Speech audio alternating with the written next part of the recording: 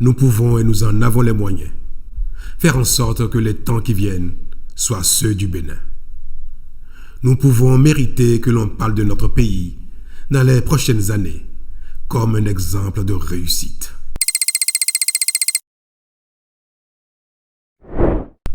Grâce à notre engagement collectif, les nombreux chantiers ouverts dans tous nos départements progressent.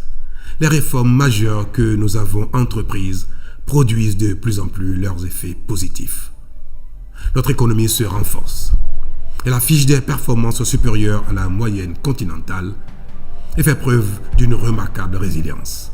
Certes, des efforts restent à faire, mais notre pays change déjà sous nos yeux, même si, parce que nous vivons ces transformations en temps et à vitesse réelle, nous n'y prêtons pas toujours une grande attention.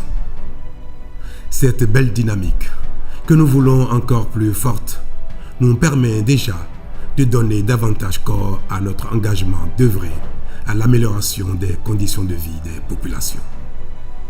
Ainsi, en plus des investissements structurants en cours pour améliorer et moderniser l'éducation, la santé, la sécurité, l'administration et le cadre de vie, les mesures sociales fortes, engagées tout au long de l'année, qui participent de la redistribution équitable des fruits de la croissance économique, en sont la preuve. Mes chers compatriotes, ces constats nous enseignent qu'ensemble, en conjuguant nos efforts et en plaçant l'intérêt général au-dessus de tout, nous sommes capables de relever tous les défis. Mes chers compatriotes, nous pouvons et nous en avons les moyens. Faire en sorte que les temps qui viennent soient ceux du Bénin. Nous pouvons mériter que l'on parle de notre pays dans les prochaines années comme un exemple de réussite. Nous pouvons faire de notre pays une référence.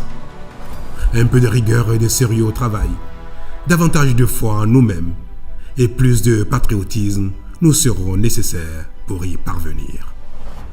Tout cela est à notre portée. Nous avons commencé à voir qu'en faisant de ces vertus nos alliés quotidiennes, elles nous font progresser.